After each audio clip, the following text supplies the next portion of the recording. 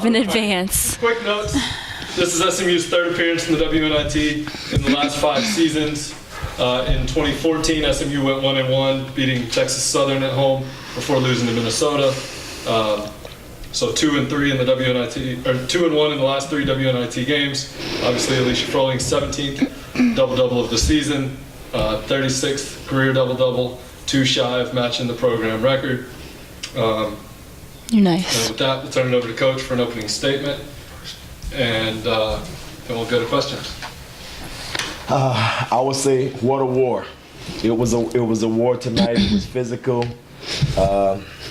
They wounded about 4 of our players, but we went back and went to the bench and they fought. I mean, I'm making light of that, but every one of our players knew that it was going to be a war, but I think they were all prepared. Our bench showed up tonight, and we're fortunate to get this win and to survive in advance.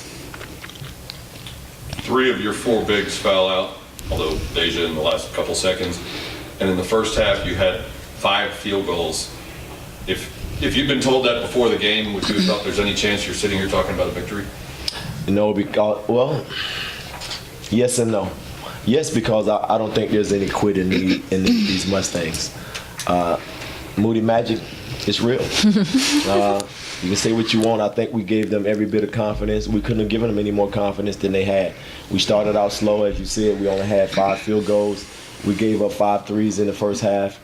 Wasn't playing well, wasn't playing consistent, was fouling. When in the second half came out, they gave up a valiant fight. We just continued to fight, got ourselves in a position to get it in overtime, and we won it in overtime. So I'm never going to give up on these young ladies.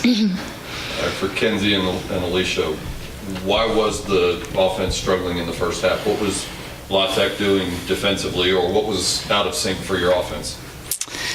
I don't know. I just don't think I think maybe we came out just not totally ready. I don't know why. I don't know. I'm sure Coach is going to go over film with us about that. Yes, we are sure. I mean, luckily we turned around in the second half, but yeah, I don't have an answer for that. I think, like Coach said, he told us multiple times that postseason is just a whole different monster, and a lot of us haven't been to postseason, so I don't think we understood it until we were in it. I don't know if La Tech's been to postseason or whatever, but there was no flow when we started. We weren't moving the ball very well. We just weren't working very well together, and I think it finally clicked, like, oh, we got to come to play if we want to keep playing. So yeah, they're not going to hand it to us. All right, you said the postseason's a different monster. Now you guys have done it. How did it feel different? What was different about today from regular season? I think at halftime we just realized, like, we have 20 minutes left of this game, and it could be, for our seniors, it could be their last 20 minutes of college basketball. So I think that's the big difference. It's do or die, and I think that you can say that, but not until you're in the game do you realize, like, this could be my last game for the season. So I think that was the biggest thing, and then also I think everybody comes out to play so much harder in postseason play. It's not like, oh, okay, well, we can just win the next game. It's no, we're winning this game because we want to advance. Right. Coach, have you ever been around a game, either as a player or a coach, where you could go an entire half and every field goal was from outside the 3-point line? And at any point, did you sort of abandon the inside game in the first half and just tell them to shoot all along? Absolutely not. They abandoned the inside Wow. game. No, they knew what the game plan was. It's fun to watch, but I think Alicia couldn't have said it any better. If you hadn't experienced it, you don't understand the level of intensity, the sense of urgency that everybody plays with.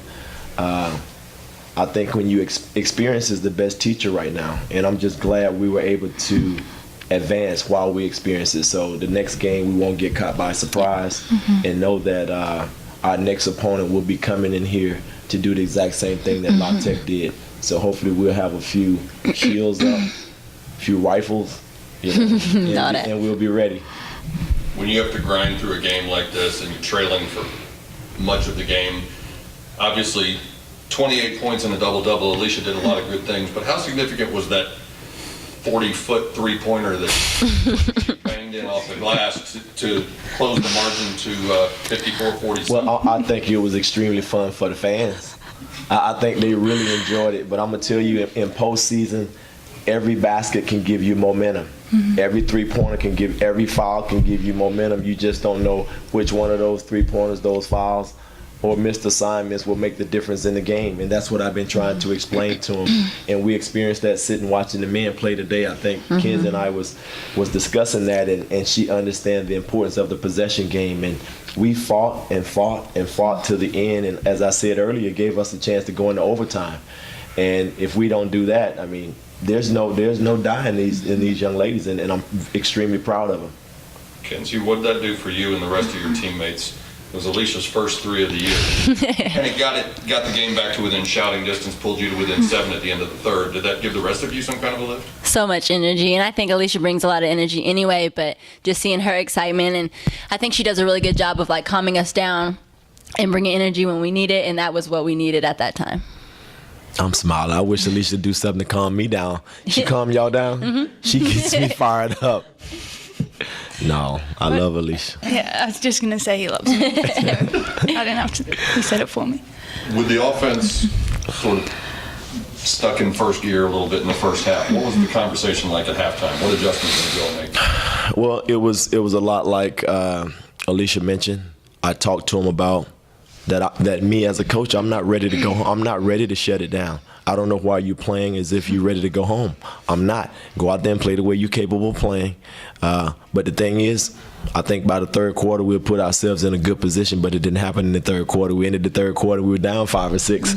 But I looked in their eyes and told them, we're just going to continue to fight one possession at a time, put ourselves in position. We could have won it in regulation if Alicia would have listened to me, but she didn't. She put the ball on the floor once again. I'm going to tell it, Alicia. No, we had a chance to win it right there on the baseline. She missed the shot. The kid didn't foul. So we was in the best position to have a chance to win it. But if we don't win it right there, we're going to overtime. So, as you and your staff are teaching this team to win, do you need a game like this where you get behind and you grind? No. You aren't necessarily working well, but you find a way to win anyway. It's definitely a character building game. But no, I don't want any more of these where we get down by 14 in a survive and advance. I know that they're going to fight. I don't want them to fight. I just want them to go out there and be on attack. I want them to be confident. We played as if we wasn't sure how we should come out and establish ourselves. And it looked like La Tech came in and they was trying to establish something, and it looked like they wanted to build their program quicker than we wanted to build the culture of our program, but we fought. And that's what we've been working on. You come back from down 12 or whatever it was. What's the conversation like in the huddle going into overtime? Either from the coaches or from the players? Right then we said that was our game. Like, we made it to that point, we fought back, we're not going to lose in Moody. That's just not what we do. So I think we were set, like, okay, we're done playing with them, let's go ahead and finish it. Yeah, I think as soon as we went to overtime, it's like we just knew that we were going to win. I mean, we still had to do the work, but we knew that no matter what was going to happen. I wish somebody would have told me that y'all knew. I wish. All right, so how did that confidence change, or did it change when Alicia fouled out?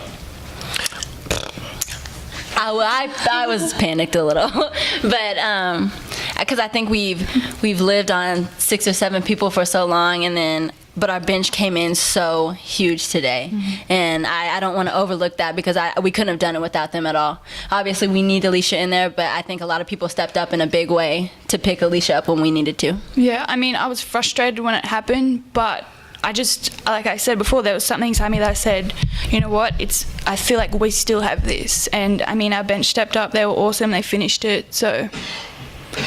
When you have a game like this where you expend so much energy and so much emotion to scrap all the way back and tie it up and win in overtime, what's the key to bouncing back Monday? Not just getting your legs back under you, but getting the emotion and the energy back. Well, I think the energy and the emotion is there. We're going to ride this wave. We're in the postseason. I mean, the key is rest. They cannot go dancing. They can't go walking around the mall. They need to just sit and watch the tournament on TV. And what's wrong? No, I'm listening. Go ahead, that's what we need to do. I'm thinking about right now relaxing or just giving them completely off tomorrow, because I know how important the game is. Don't look at me like that. I'm thinking about it. I didn't say I was going to do it. Okay, and we're going to hopefully come back fresh, and hopefully Moody will be packed. Can y'all put that out there? We want to sell out Moody. So if you're hearing this interview, we want you in Moody on Monday night. Come and be amazing. Hashtag. Great job.